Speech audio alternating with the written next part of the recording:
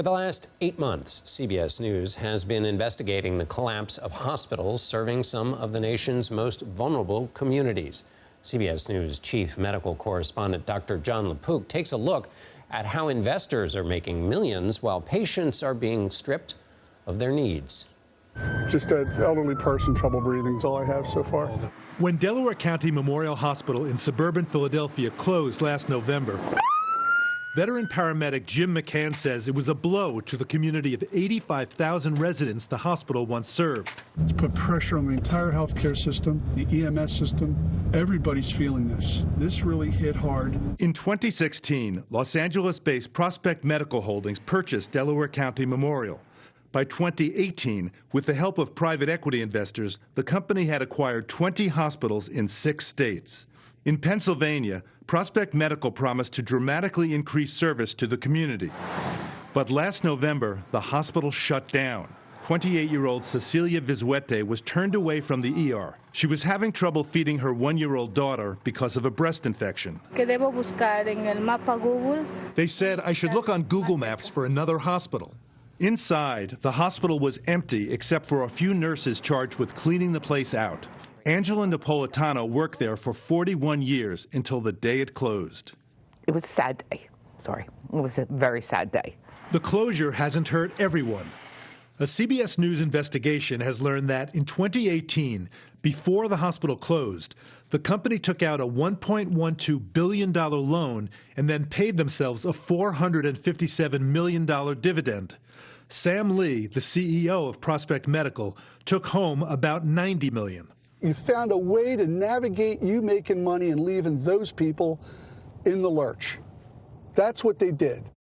In a statement, Prospect Medical said it hadn't been notified of a significant increase in EMS response times. But McCann's told us his team of 16 medics now spends more time taking patients to hospitals farther away. He said his call volume is up 25% because he's covering more territory. Where does this end up leaving the people of this community? They're stranded for health care. It did hurt them. It's going to continue to hurt them. It's going to cost some of them their lives. Sam Lee, the CEO of Prospect Medical, declined an interview and to provide detailed answers to many of our questions. We found that of those 20 hospitals acquired by Prospect Medical with the help of private equity, 5 have since closed. John? Wow. So how does something like this happen in the first place, John? I think there's a couple of things going on. I mean, first of all, big picture, I think this is a health equity story. So one of the local officials in Delaware County said to me, this would never have happened in an affluent community. Of course, in an affluent community, you've got good private insurance, you've got reimbursement, and a lot of other forces going on. And in a place like that Delaware County Memorial, there were a lot of people who were underinsured. There were pressures on the hospital. So they're kind of teetering to start off with. And in fact, Delaware County Memorial was on the verge of failure when it was bought. And so the company could say, well, we came in, and you saw in the piece, a bunch of things that happened. We come in, and we need cash, so we're going to sell off the buildings, and we're going to sell off the land, and we're going to take that money, and we're going to put it back into the hospital, and we're going to try to make it right. And if it doesn't make it right, it's not our fault. We tried our best. We did everything we could to save the hospital, except that in this case, Peter Nerona, who is the Attorney General in Rhode Island, who I think was key to us figuring out what was going on, because there was a proposed transaction in Rhode Island, it triggered an unusual law that allowed him to open the books of this private company, Prospect Medical. And lo and behold, we find out that they paid themselves a $457 million dividend. So just to recap, because I think it's hard to go over all of that. Well, let me ask you a question that helps you with your recapping. Let's go back to this question of equity. So your point is there are systemic inequalities that make certain hospitals vulnerable, certain areas vulnerable, and they're ripe for this kind of movement. So that's the one part. Do I have that right? Yes, you have that absolutely right. And then the other part that's transparency is just this happened to be a case where you had a state where the DA could go look in and see what's normally hidden. That's exactly right. Okay. And then in order to make this happen, so this was so complicated. we spent, and so I have to say, Michael Kaplan and Sheena Samo, who were amazing producers here, just in the weeds, just relentlessly, the three of us trying to figure out what was going on here. And to make it very simple, what Prospect Medical did was they came in and their private equity backers, they took out a $1.12 billion loan in 2016. Sorry, they bought the company. They bought the hospital in 2016. In 2018, they took out a $1.12 billion loan, mm-hmm. and then they paid themselves this $457 million dividend. And then after that, they sold off the land and the buildings and the land in order to help. And then they paid back that loan with that. But meanwhile, instead of putting all that money, this involved not just Prospect, not just Delaware County Memorial, but a bunch of other hospitals that they had owned.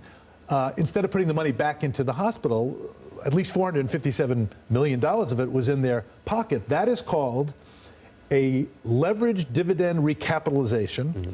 which I looked up. It involves the issuing of new debt by a private company that is later used to pay a special dividend to shareholders. And you, as a doctor, have never performed a leveraged dividend capitalization. You know, the day, John, that they taught that in medical school, I happened to be out.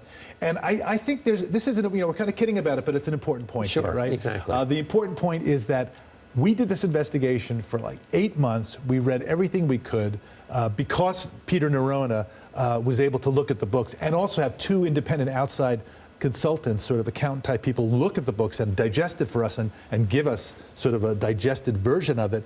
We were able to understand it. But who can understand this stuff unless you do that? And I think the public, even with our piece, trying to lay it out simply, we wrote it, rewrote it, rewrote it.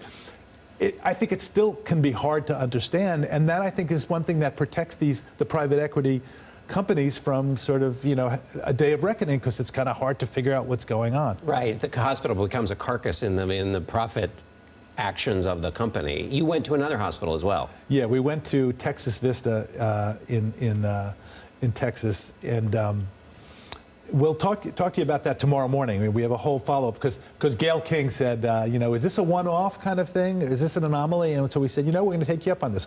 So we went to San Antonio.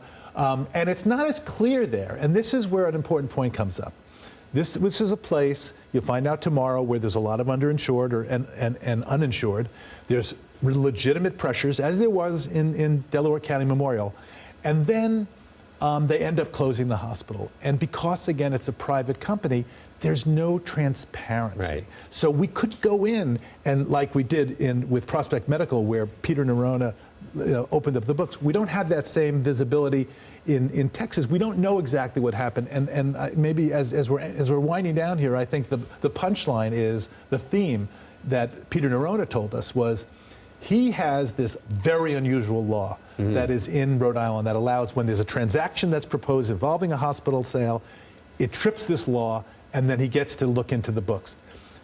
He said all across the country, people, legislators, people who are, in government need these tools. They need these tools to, when this kind of stuff happens, to be able to look behind the scenes, because it leaves you with this question, at least it has for me over 8 months. This is my thing that I've been left with. What happens when private equity brushes up against health equity? Mm-hmm.